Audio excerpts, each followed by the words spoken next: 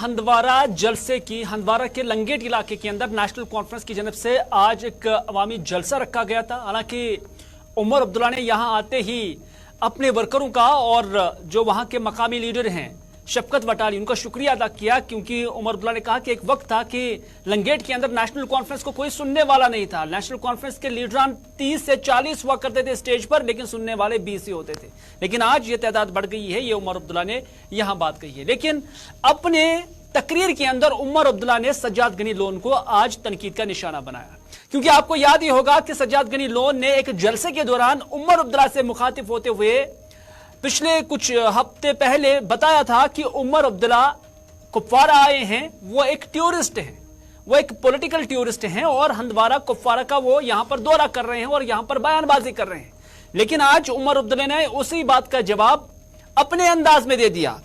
उमर अब्दुल्ला ने कहा कि मैं श्रीनगर में रहता हूं, कुपवाड़ा जलसा करने के लिए आता हूं, फिर वापस चले जाता हूं। फर्क क्या है सज्जाद गनी लोन और उमर अब्दुल्ला में, फर्क क्या है, ये उमर अब्दुल्ला ने सवाल उठाया। उन्होंने कहा कि मैं भी श्रीनगर से आता हूं, हंदवारा चला जाता हूं, जलसा करता हूं और वापस आ जाता हूं, और सज्जाद गनी लोन श्रीनगर में ही रहते हैं, कुपवाड़ा आते हैं, फिर वापस चले जाते हैं। उमर अब्दुल्ला ने यह भी कहा कि सज्जाद गनी लोन और मेरा घर जो श्रीनगर के अंदर है, जहां पर हम रहते हैं, सिर्फ 1 किलोमीटर का फर्क है, सिर्फ 1 किलोमीटर के फासले पर हम दोनों रहते हैं। उन्होंने यह भी कहा कि सज्जाद गनी लोन बीजेपी की ABC टीम अपने आप को कहते हैं और वो वजीर आजम नरेंद्र मोदी के भाई भी हैं। तनकीदी अंदाज में उमर अब्दुल्ला ने कहा कि सज्जाद गनी लोन साहब, आप सियासी शोशाबाजी क्यों कर रहे हैं? अगर आपने बात करनी है तो यूपी के अंदर जो नए कवानीन मुसलमानों के खिलाफ लाए जा रहे हैं और यूपी के अंदर जो जम्मू कश्मीर के अवाम को तंग तलब किया जा रहा है अपने भाई से, हालांकि ये इन्वर्टेड कॉमास में हम उमर अब्दुल्ला का ही बयान बताते हैं कि जिसमें उन्होंने सज्जाद गनी लोन को आज तनकीद का निशाना बनाया। उन्होंने कहा कि अगर वहां पर ज्यादती होती है तो वह अपने बड़े भाई वजीर आजम नरेंद्र मोदी से क्यों नहीं कहते हैं कि वो कश्मीरियों को तो छोड़कर कम से कम यूपी के जो लोग हैं, यूपी के जो मुसलमान हैं, उन्हें तहफ़्फ़ुज़ फराहम करे और उन्हें तंगो तलब ना करे।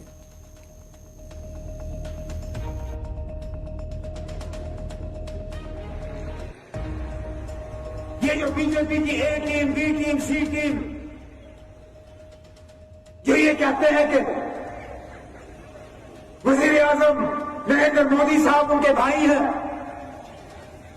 अरे मैं उनसे पूछता हूं, आप हमारे ऊपर तो आप वार करते रहते हो, मुझे तो आप टूरिस्ट नजर आते हो, कोई बात नहीं ना। मैंने कब कहा मैं कुपवाड़ा का रहने वाला हूं? मैंने कभी ये दावा किया?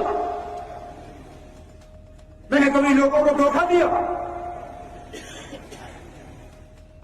ये आवाम इतनी भी बेवकूफ नहीं है, जानते मैं सुबह आता हूं, आपसे मिलता हूं, तकरीर करता हूं, थोड़ी बहुत सियासत करता हूं और यहां से चले जाता हूं। लेकिन उसमें और मुझ में क्या फर्क? मैं भी श्रीनगर रह के यहां आता हूं, सियासत करता हूं, वो भी तो श्रीनगर में रह के यहां आके सियासत करता है।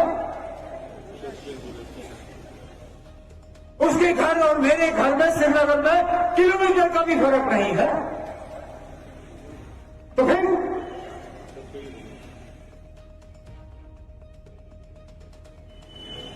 सिर्फ सियासी शोशाबाजी। रिश्तेदार लोग साहब, जो यूपी में हो रहा है एक बार उसके खिलाफ भी आवाज उठाओ, मैं भी मानू।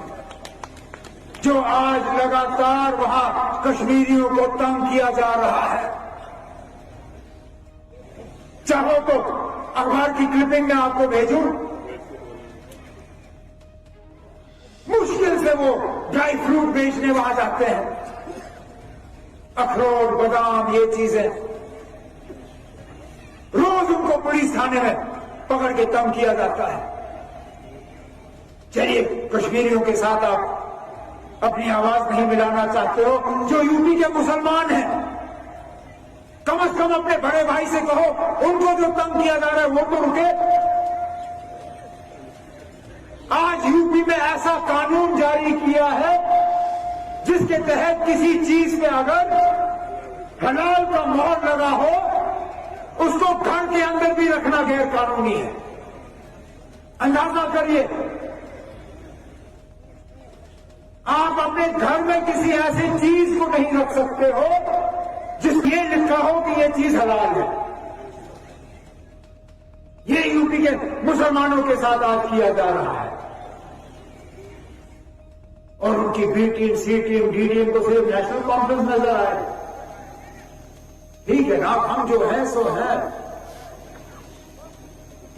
लेकिन कम से कम आपकी जो दोस्ती है इन लोगों के साथ उसका तो थोड़ा इस्तेमाल करिए।